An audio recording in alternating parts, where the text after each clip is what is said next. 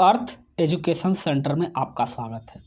आज हम लोग Bihar civil court clerk readers steno के होने वाले प्रारंभिक परीक्षा 2022 में आज हम लोग जीके, समान ज्ञान और समसामयिकी का सेट नंबर 4 करने वाले हैं। इसके पहले 1 से लेकर 3 सेट तक इस पर अपलोड कर दिया गया है। यदि अभी तक आप लोग वीडियो नहीं देखे हैं तो चैनल के प्लेलिस्ट में जाकर वहां से भी वीडियो आप देख सकते हैं। चलिए हम लोग वीडियो को शुरू करते हैं। आज के सेट का पहला प्रश्न है, 1972 का शिमला समझौता इंदिरा गांधी और डैश के बीच हस्ताक्षरित किया गया था। 1972 का जो शिमला समझौता था इंदिरा गांधी और डैश के बीच हस्ताक्षरित किया गया था। इस प्रश्न का सही उत्तर होगा ए, जुल्फिकार अली भुट्टो के साथ।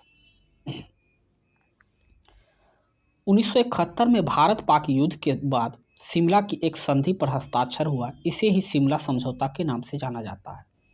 इसे ही शिमला समझौता के नाम से ही जाना जाता है। ये चीज़ आप लोग याद रखिएगा। भारत की प्रधानमंत्री इंदिरा गांधी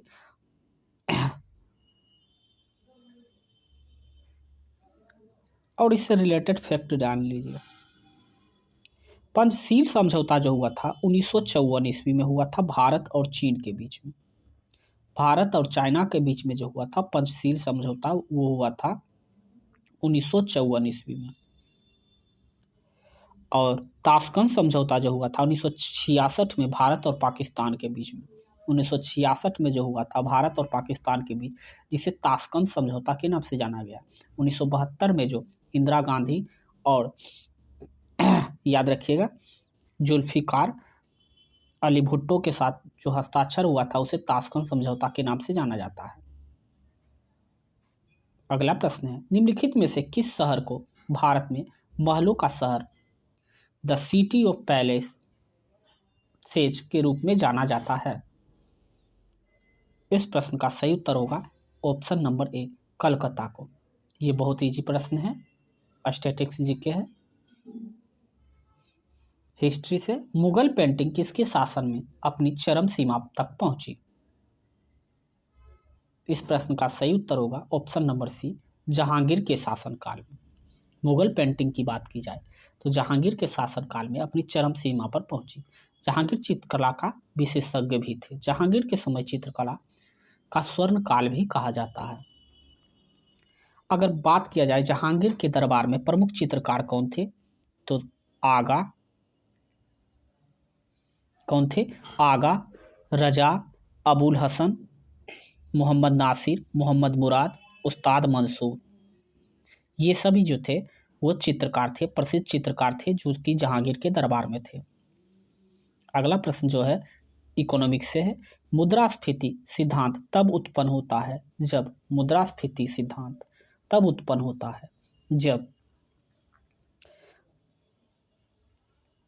देखिए मुद्रास्फीति सिद्धांत उत्पन्न तब होता है जब मुद्रा जो होता है, मुद्रा का विनिमय जो होता है, दर जो होता है गिर जाती है। मुद्रा का विनिमय दर क्या होती है, नीचे जब गिर जाती है तभी मुद्रास्फीति होता है। अब देखिए मुद्रास्फीति है क्या, ये चीज ये आप लोग समझ लीजिए। इसके बाद आप लोगों को ये याद करने वाला क्वेश्चन नहीं है, इसको रट नहीं सकते आप लोग, ये समझने वाला है। आज आप लोग मुद्रास्फीति क्या है अच्छे से समझ लीजिए। देखिए किसी अर्थव्यवस्था में, किसी देश की अर्थव्यवस्था हो, जब वस्तु के मूल्य में वृद्धि होगा, जब वस्तु का मूल्य जो होता है, वस्तु का मूल्य सपोज डेट वृद्धि हो गई और मुद्रा का मूल्य का ह्रास हो गया, ठीक है, वस्तु का मूल्य में वृद्धि हो गया। जैसे वस्तु 4 रुपये किलो था, अब अचानक से 8 रुपये किलो हो गया, तो वस्तु का मूल्य बढ़ गया और मुद्रा का मूल्य ह्रास हो गया।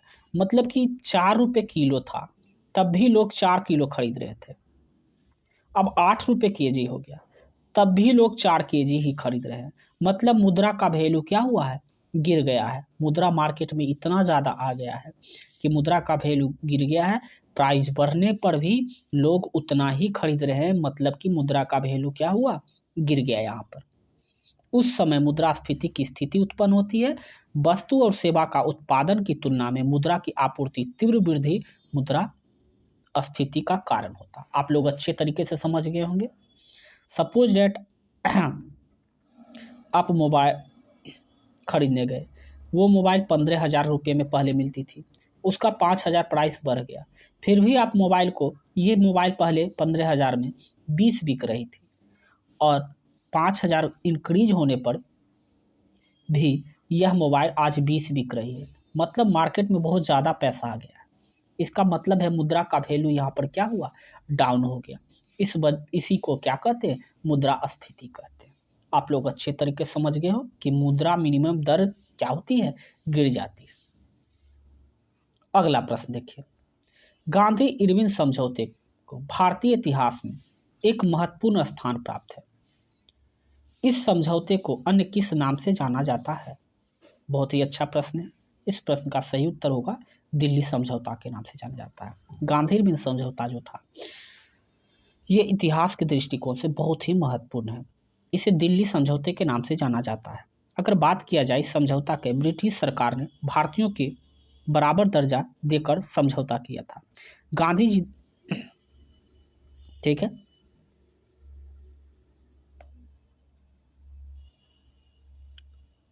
अगला प्रश्न है, सप्तरथ मंदिर का निर्माण पल्लव नरेश नरसिंहवर्मन प्रथम ने कहाँ करवाया? इसका सही उत्तर होगा महाबलीपुरम में। महाबलीपुरम में जो है पल्लव नरेश नरसिंहवर्मन प्रथम ने महाबलीपुरम में करवाया था। 8 रथ मंदिर है, याद रखिएगा, 8 रथ मंदिर है। 8 रथ मंदिर का निर्माण नरसिंहवर्मन प्रथम ने ही किया, जिसे सप्त गोड़ा यानी रथ मंदिर, एकाश्मक मंदिर, तट मंदिर यानी शोर टेम्पल के नाम से भी जाना जाता है। तो ये चीज़ आप लोग इतना सारा फैक्ट याद रखिएगा इससे रिलेटेड।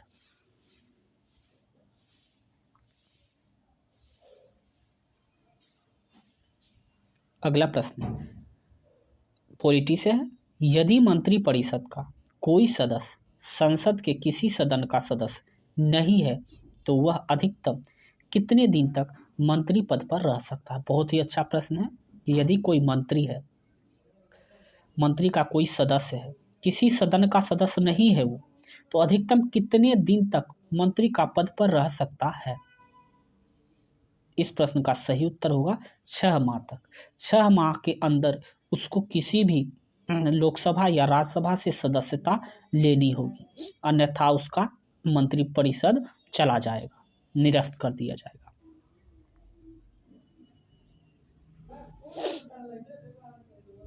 अगला प्रश्न है, मुस्लिम लीग ने किस दिन को सीधी कार्यवाही दिवस के लिए चुना?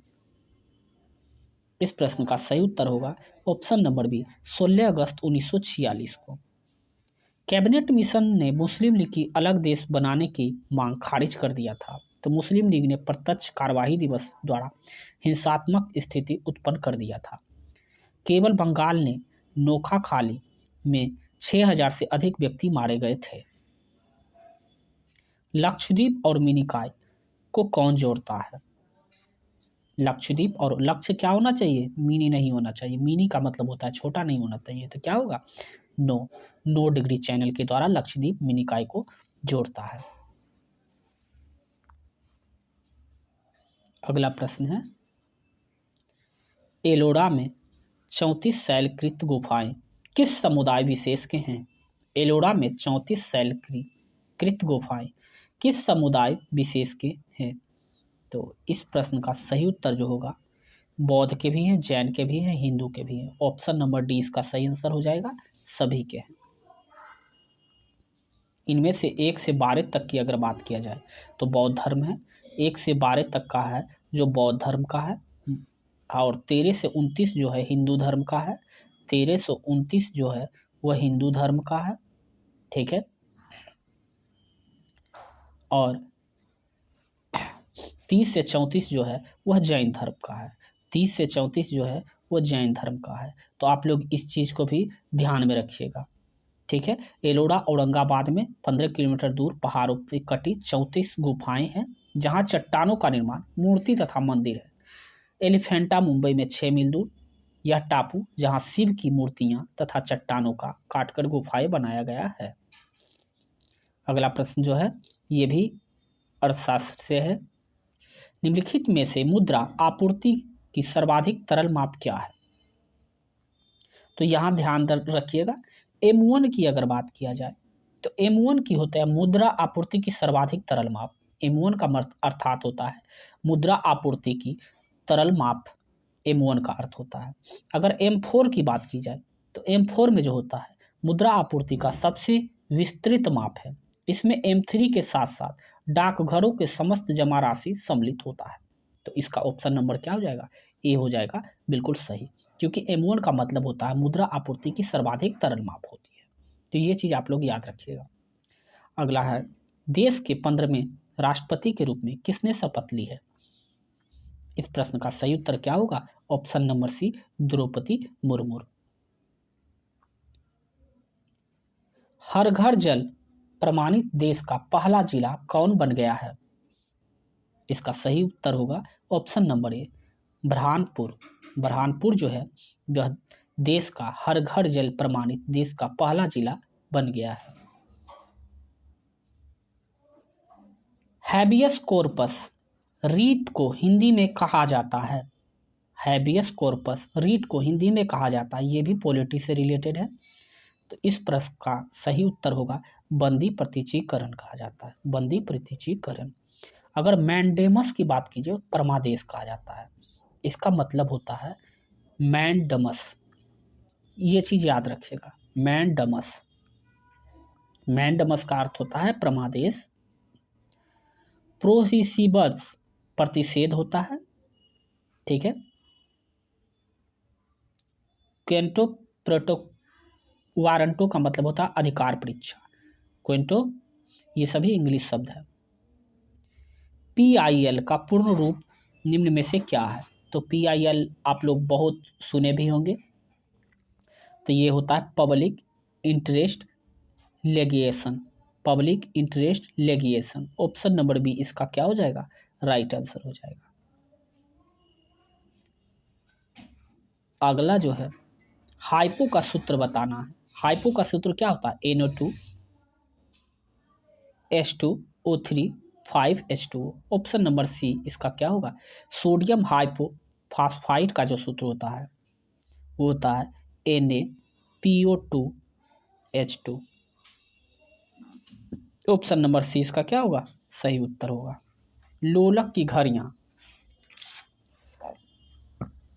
लोलक की घड़ियां जो है गर्मियों में सुस्त हो जाती है, क्यों? तो देखिए लोलक की लंबाई बढ़ जाने के कारण लोलक की घड़ियां गर्मियों में क्या होती है? सुस्त हो जाती है। ऑप्शन नंबर सी इसका क्या होगा? राइट आंसर होगा।